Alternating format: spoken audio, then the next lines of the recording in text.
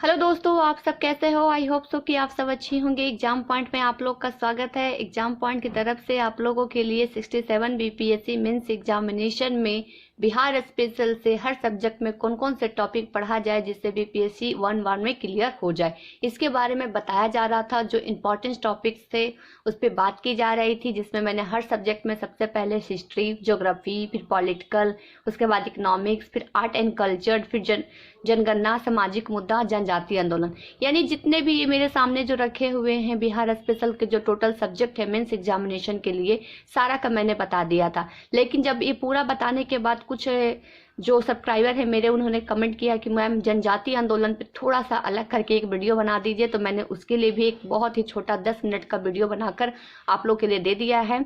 और साथ ही साथ थोड़ा सा आप लोग को एक जगह और प्रॉब्लम हो रहा था, वो था जनगणना। क्या था? तो जनगणना। तो जनगणना में किस तरीके से पढ़ा जाए जो जिससे आपको समझ में आ जाए, आज मैं थोड़ा सा आप लोग को बताने वाली हूँ। साथ ही साथ कुछ ऐसे पॉइंट्स आपको बताऊंगी जो आपके एग्जामिनेशन के टाइम पे हर स्टूडेंट को प्रॉब्लम होता है। ठीक है, तो देखिए जनगणना है, बहुत सारे आंकड़े होते हैं। ठीक है, तो आंकड़ा आपको याद नहीं करना है। आंकड़ा कभी भी आपसे पूछा नहीं जाएगा। ठीक है, आंकड़े बिल्कुल भी पूछे नहीं जाते। अगर एक दो क्वेश्चन अगर पूछ भी दिया जाएगा तो भी कोई प्रॉब्लम नहीं है। अगर छूट भी गया तो भी कोई प्रॉब्लम नहीं है। आप गलत लगा के टिक आउट करके चले आए तब भी कोई प्रॉब्लम नहीं होगा। लेकिन आंकड़ा आपसे नहीं पूछा जाएगा। ठीक है, ठीक है, तो इसके बारे में मैं आपको बताती हूँ जनगणना में किस तरीके से आपको पढ़ना है। इस पे मैंने बहुत ज़्यादा सोचा, उसके बाद सोचा कि नहीं, इसका एक छोटा सा वीडियो लाकर एक अलग तरह से समझा दिया जाए आप लोग को, ताकि आप लोग को अच्छे तरीके से समझ में आ जाए। और आप सबको पता है नई जनगणना अभी तक नहीं हुई है। 2011 का ही सेंसस पूछा जाएगा, यानी 2011 की ही जनगणना आपसे पूछी जाएगी। तो जनगणना में क्या क्या है मैं आपको दिखाती हूँ अभी। तो देखिए मैंने इसको बना कर रखा है। मैं एक फाइल में ही ऐसे बना कर रख लेती हूँ और मुझे जब भी जरूरत पड़ता है मैं उस फाइल को देखती हूँ और फिर अपना पढ़ाई करती हूँ। तो देखिए जी, बिहार की जो जनगणना 2011 में क्या क्या पढ़े 67 बीपीएससी मेंस एग्जामिनेशन में, मैंने फ्रंट में ही सबसे ऊपर आप लोग के लिए लिख दिया है। तो देखिए जनगणना में सबसे पहले क्या होता है, जनगणना क्या होता है कि वहाँ पे जितने भी रहने वाले लोग हैं उनकी जनसंख्या की गिनती होती है, यही जनगणना होती है। ठीक है, उस देश में कितने लोग हैं या फिर राज्य की जनगणना में कितने राज्य में लोग हैं, इसके बारे में गणना की जाती है। तो जाहिर सी बात है जनगणना में जनसंख्या, लिंगानुपात, साक्षरता दर और अनुसूची जाति और जनजाति। देखिए जनसंख्या में सबसे पहले देखिए, सबसे पहले आप समझिए कि इसमें होता क्या है, जनगणना में आखिर होता क्या है। तो जनगणना सबसे पहले जनसंख्या देखी जाती है, फिर उसमें लिंगानुपात देखा जाता है जिसको सेक्स रेशियो कहते हैं, फिर साक्षरता दर देखा जाता है जिसको लिटरेसी रेट इंग्लिश में कहते हैं। और उसके अलावा एक अलग ही मुद्दा होता है जो नीचे में जो आने वाले वो लोग हैं, जैसे कि अनुसूचित जाति, अनुसूचित जनजाति, इनके एक अलग से डाटा बनाया जाता है जनगणना में। ठीक है, तो सबसे पहले गवर्नमेंट क्या करती है, आपको पता है जनगणना केंद्र का विषय है। ठीक है, कि हमारे पास 3 सूची है, राज्य सूची, संघ सूची, समवर्ती सूची। तो ये केंद्र का सूची में आता है। ठीक है, तो देखिए जनगणना में सबसे पहले जनसंख्या के बारे में अगर कोई बात करेगा, जनसंख्या अगर गणना होगी तो स्त्री और पुरुष की होगी। किसकी? स्त्री और पुरुष को होगी। यहाँ पे बहुत सारे लोग कहेंगे कि बच्चों को क्यों नहीं होगा, तो बच्चों की जनगणना नहीं होती। 0 से 6 वर्ष तक के बाद उसके बाद जनगणना की जाती है। ठीक है, तो 6 वर्ष तक उसे उसके परिवार में ही उसको रखा जाता है, तो बच्चों की जनसंख्या नहीं होगी। बच्चों की जनसंख्या किस तरीके से होगी मैं बताऊंगी अभी आपको। तो जब भी जनसंख्या गिनती होगी जनगणना में तो स्त्री और पुरुष की होगी, महिला और पुरुष की होगी। ठीक है, उसके बाद लिंगानुपात में भी स्त्री और पुरुष की ही लिंगानुपात सेक्स रेशियो देखा जाएगा कि कितनी सेक्स रेशियो स्त्रियां की है, कितनी सेक्स रेशियो पुरुष की, मेल है और फीमेल का है। ठीक है, इसमें भी बच्चों का लिंगानुपात नहीं गणना होगा। ठीक है, साक्षरता दर, साक्षरता दर में भी आपको अच्छे तरीके से पता है कि 6 वर्ष तक के जो बच्चे पढ़े लिखे जाते हैं उन्हें ही जनगणना में रखा जाएगा साक्षरता दर में। अगर वो पढ़ना आपको अच्छे तरीके से पता है कि अगर साक्षरता दर, यानी कि अगर आप साक्षर हैं तो साक्षर में आपको पता है कि अगर आपको लिखना आता है, पढ़ना नहीं आता, तब आप साक्षर नहीं है। आपको दोनों आना चाहिए, पढ़ना और लिखना है, तभी आप साक्षर कहलाएंगे। ठीक है, तो ये साक्षरता दर जब भी होगा तो स्त्री और पुरुष को होगा, बच्चों का नहीं होगा, कि 6 साल के बाद साक्षरता दर की गिनती होती है। ठीक है, तो स्त्री और पुरुष का ही है। उसके बाद एक मोस्ट इंपॉर्टेंट आता है अनुसूचित जाति अनुसूचित जनजाति। आपको अच्छे तरीके से पता है क्रीमी लेयर में रखा गया है। तो अनुसूचित जाति अनुसूचित जनजाति को एक अलग भाग में, जिसको जनसंख्या, लिंगानुपात और साक्षरता दर कितने हैं, उनमें लिंगानुपात कितना है, साक्षरता दर उनकी जनसंख्या कितना है, उनका जनसंख्या कितना है, इसके बारे में एक अलग से सर्वे किया जाता है।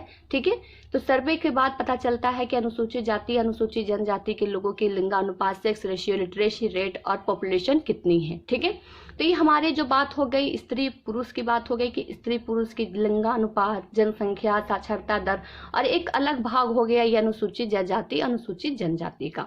ठीक है, अब देखिए इसमें जो हो जाएगा सबसे इंपॉर्टेंट हो जाएगा नगरीकरण। नगरीकरण क्या है मैं आपको बता देती हूँ। देखिए नगरीकरण, आपको पता है पहले के टाइम पे 10% लोग नगरीकरण थे, बाकी सारे के सारे लोग ग्रामीण में रहते थे। लेकिन अभी के मुकाबले नगरीकरण की ओर ज्यादा लोग आकर्षित हो रहे हैं और ग्रामीण में बहुत कम लोग रह रहे हैं। इसकी वजह सिर्फ एक है कि हमारे पास रोजगार की कमी है, जिसकी वजह से लोग शहर में आ रहे हैं अपने गांव को छोड़कर। हालांकि अब तो बहुत सारे लोग हैं जो शहर छोड़ के गांव भी जा रहे हैं, अब टाइम चेंज हो गया। लेकिन अगर आंकड़ा के हिसाब से देखा जाए अभी तो नगरीकरण की जनसंख्या ज्यादा है। ठीक है, किस लिए ज्यादा है? क्योंकि यहाँ पे लोग रहने के लिए नहीं आते, यहाँ रोजी रोजगार के लिए लोग आते हैं। ठीक है, या फिर कोई अपने बच्चों को एजुकेशन देने के लिए अच्छा आता है, कोई अच्छा काम करने के लिए आता है। इसी कारण की वजह से नगरीकरण जो है ये बढ़ रहा है। ठीक है, लेकिन पहले के अकॉर्डिंग सिर्फ 10% लोग ही नगरीकरण में विकास करते थे। कितने? तो सिर्फ 10% का लोग ही। ठीक है, बाकी जो 90% लोग थे वो ग्रामीण क्षेत्रों में रहते थे। ठीक है, नगरीकरण में जो आते थे वो राजा महाराजा या फिर कुछ व्यापारी वगैरह वही आते थे। जैसे कि मैंने अभी कहा कि नगरीकरण की संख्या बढ़ रही है, उसकी वजह भी मैंने आपको बता दिया। अब देखिए जो मोस्ट इंपॉर्टेंट बात है कि आपने मैम कहा कि जनसंख्या, लिंगानुपात, साक्षरता दर बच्चों में क्यों नहीं होगा। तो देखिए बच्चों का, देखिए मैंने यहाँ लिखा 0 से 6 वर्ष की आयु के बच्चे की जनसंख्या, लिंगानुपात और मृत्यु दर। देखिए 0 से 6 वर्ष के बच्चों के, उसके मान लीजिए आप बिहार राज्य में हैं, तो बिहार राज्य में अगर जनगणना होगा तो जनगणना में पता चलेगा कि 0 से 6 वर्ष के आयु के कितने बच्चे यहाँ हैं, उनकी लिंगानुपात में क्या है। लिंगानुपात में इसमें कि बच्चा और बच्ची। ठीक है, बच्चा और बच्ची, यानी आप समझ लीजिए यहाँ पे छोटे बच्चे और छोटे बच्चियां। ठीक है, बच्चा और बच्ची। उस तरीके से जनसंख्या में भी दोनों कैटेगरी में बांट दिया जाएगा। यहाँ पे बच्चा का भी बांटा जाएगा, यानी कि लड़का और लड़की। ठीक है, बच्चा और बच्ची मतलब समझ में आप लोग को आ रहा है। देखिए तो मैं आपको लिख देती हूँ, यहाँ फीमेल यहाँ मेल। ठीक है, यहाँ मेल और यहाँ फीमेल। ठीक है, हाँ यहाँ पे फीमेल। ठीक है, यहाँ भी देखिए मृत्यु दर में भी आपका ये दो कैटेगरी में आ जाएगा, मेल और फीमेल में आ जाएगा। ठीक है, यानी बच्चों में भी लिंगानुपात अलग तरीके से गिनती होगी। देखिए 0 से 6 वर्ष तक के बच्चों की जो आयु है, उससे पहले बहुत सारे बच्चे की मृत्यु दर हो जाती है। मृत्यु दर की संख्या बहुत ज्यादा है। ठीक है, मृत्यु दर की संख्या बहुत ज्यादा है। तो देखिए लिटरेसी रेट में से बिल्कुल नहीं होगा, क्योंकि 0 से 6 वर्ष के बच्चों का आयु का लिटरेसी रेट होना पॉसिबल ही नहीं है, क्योंकि जब वो लिटरेसी रेट लगभग 12 वर्ष के बाद लिटरेसी रेट में ऐड हो जाता है। ठीक है, तो लिटरेसी रेट का यहाँ काम खत्म है, लिटरेसी रेट का यहाँ जरूरत नहीं है। ठीक है, लिटरेसी रेट इसमें आएगा सिर्फ जनसंख्या और लिंगानुपात आएगा। जनसंख्या आएगा कि मान लीजिए किसी भी गांव में है, वहाँ 1000 बच्चे हैं 0 से 6 वर्ष की आयु, उन 1000 बच्चों में से कितनी बच्चियां हैं, कितने बच्चे हैं, यानी कितने बालक हैं, कितने बालिकाएं हैं, इसके बारे में गणना करके बताया जाएगा। अब उसी 1000 बच्चों में से अगर किसी की जनगणना होते हुए किसी की मृत्यु हो जाती है, ठीक है, या फिर किसी वजह से उसकी मृत्यु हो जाती है 6 वर्ष से पहले, तो वो जनगणना से हट जाएगा। तो मान लीजिए जब भी जनगणना होता है तो 1000 पुरुषों पे महिलाओं की संख्या होती है। ठीक है, तो यहाँ भी 1000 बच्चों पर बच्चियां की संख्या होती है। ठीक है, यानी इस तरीके से इसको मत देखिए। ठीक है, मान लीजिए कि कोई एक गांव है, ठीक है, मान लीजिए जहानाबाद ही, मैं जहानाबाद से बिलोंग करती हूँ तो जहानाबाद ही ले लेते हैं। जहानाबाद को जो है वहां पे 1000 बच्चे हैं जो 0 से 6 वर्ष तक के आयु के हैं। ठीक है, जनगणना हो रही है, जनगणना होते समय हो सकता है 100 बच्चे की डेथ हो गई। ठीक है, तो जब भी जनगणना होगा तो 1000 वहां पे काउंटिंग नहीं होता है, 1000 काउंटिंग नहीं होगा।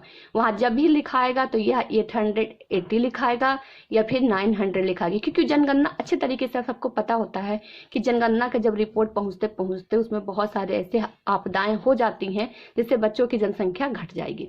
तो यही होता है मृत्यु दर। ठीक है, मृत्यु दर यही होता है।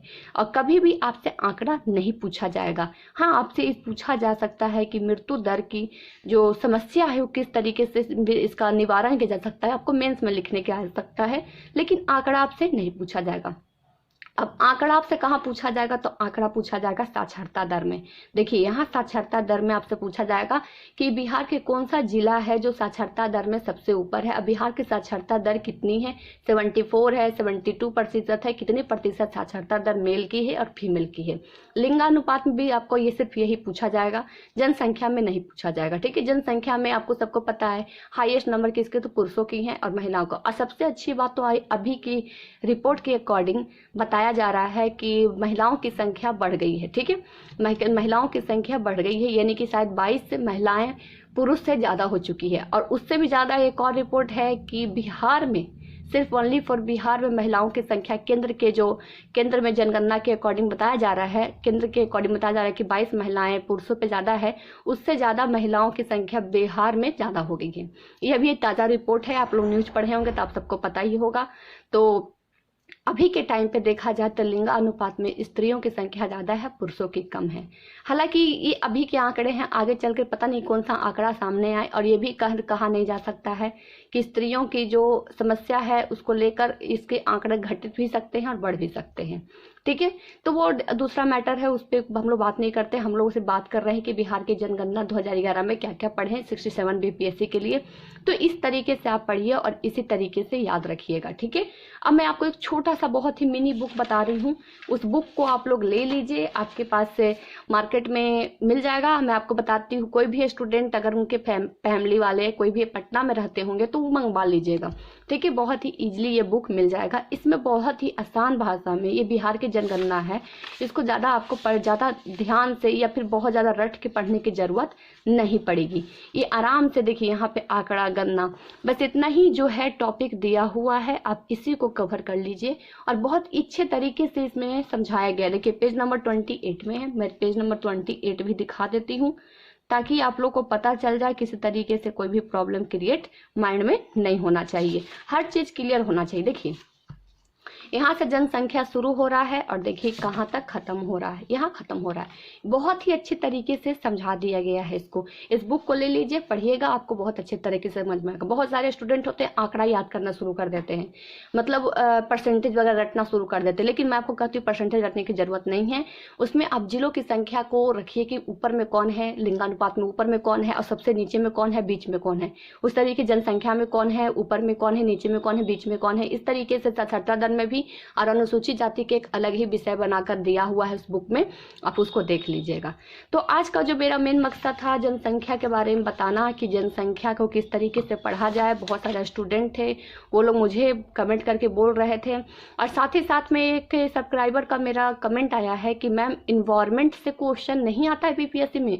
उनको समझ में आ रहा है कि शायद इन्वायरमेंट एक अलग से चैप्टर है, ठीक है, अलग से सिलेबस है। तो मैं आपको बता देती हूँ इस वीडियो के माध्यम से, अगर वो इस वीडियो को देखेंगे, हालांकि उनको मैंने कमेंट का जवाब दे दिया है, लेकिन फिर भी अगर ये वीडियो देख लेते हैं तो उनको, उनके अलावा बहुत सारे स्टूडेंट हैं, उनको भी समझ में आ जाएगा। इन्वायरमेंट का कोई सिलेबस नहीं है, ठीक है। इन्वायरमेंट जब भी आपसे पूछा जाएगा तो करंट के अकॉर्डिंग पूछा जाएगा, यानी कि बिहार में कौन सी आपदाएं अचानक आ गई उसके बारे में पूछा जाएगा। कौन सा तूफान आ गया, किस वजह से नदी जो है वो तूफान पे आ गई है और कोसी नदी अपना मार्ग बदल दी, यही सब पूछा जाता है, करंट के अकॉर्डिंग पूछा जाएगा। कोई इसका सिलेबस नहीं है, ठीक है। तो इन्वायरमेंट जब भी पूछा जाएगा आपसे तो वो करंट के माध्यम से पूछा जाएगा आपसे। तो बस उसके लिए पेपर रीड करिए और अपने तरीके से जो भी आपको करंट जैसा ठीक लगे आप वैसा कर लीजिएगा।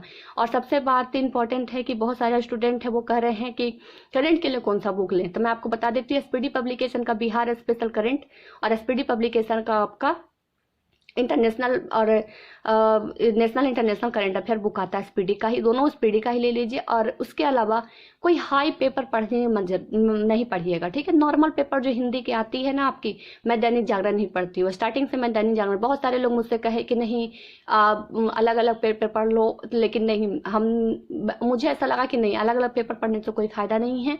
आप अपने बिहार के बारे में जानकारी ले सकते हैं, बाहर को वाली जानकारी उतना जरूरी है, लेकिन सबसे ज़्यादा आपको बिहार के जानकारी जरूरी है, क्योंकि इंटरव्यू में भी आपसे बिहार के जानकारी के बारे में पूछा जाएगा, न कि बाहर के जानकारी में ज़्यादा ध्यान दिया जाएगा। तो मेरा मानना है कि कोई भी हार्डली पेपर मत नहीं पढ़िए। और बहुत सारे मोबाइल में भी यूट्यूबर हैं जो बनाते हैं वीडियो, तो ठीक है, आपको जो ठीक लगे वैसा करिए। लेकिन मैं अगर एक स्टूडेंट हूँ और स्टूडेंट के तरह ही बता रही हूँ आपको कि नॉर्मल पेपर उठा के पढ़िए, बस उसी पर ध्यान रखिए। थोड़ा सा न्यूज़पेपर पढ़ने के साथ साथ अपना टीवी देख लीजिएगा, जो डीएनए रिपोर्ट वगैरह आता है वो देख लीजिए, बस काम खत्म हो जाएगा उतना में। और कुछ भी करने की ज़रूरत नहीं है। तो आज आपको हर एक सिलेबस पता चल गया, बिहार स्पेशल में क्या क्या पढ़ा जाता है इसके बारे में पूरा जानकारी मैंने दे दिया। सबको तो मैंने बता ही दिया था। फिर से एक बार मैंने जनजातीय आंदोलन और जनगणना अलग से एक वीडियो बनाकर डाल दिया। हालांकि जनजातीय आंदोलन और सामाजिक मुद्दा मैंने एक साथ कंप्लीट, आर्ट एंड कल्चर जनजातीय आंदोलन एक साथ कंप्लीट किया था और सामाजिक मुद्दा जनगणना एक साथ, लेकिन अब मैंने दोनों को अलग अलग करके वीडियो बना दिया है। आप लोग अच्छे तरीके से प्रिपरेशन करिए, ताकि आप लोग का जो 2022 में जो एग्जाम हो उसमें आप और हम दोनों ही सफल हो पाए। तो चलिए आज के लिए बस इतना ही, फिर मुलाकात होगी नए विषय के साथ। और अस्थायी का क्लास नोट्स एंड उसके अलावा सेट प्रैक्टिस आपको टेलीग्राम चैनल पे भेज दिया जा रहा है। टेलीग्राम चैनल का लिंक डिस्क्रिप्शन बॉक्स में है, ज्वाइन कर लीजिए और अपना पढ़ाई में जो प्रिपरेशन है उसमें अपना हेल्प ले सकते हैं मेरे टेलीग्राम चैनल पे जो नोट्स हैं और उसके बाद सेट प्रैक्टिस है उससे। ठीक है, तो चलिए आज के लिए बस इतना ही, फिर मुलाकात होगी आपसे नेक्स्ट वीडियो में। Thank you so much.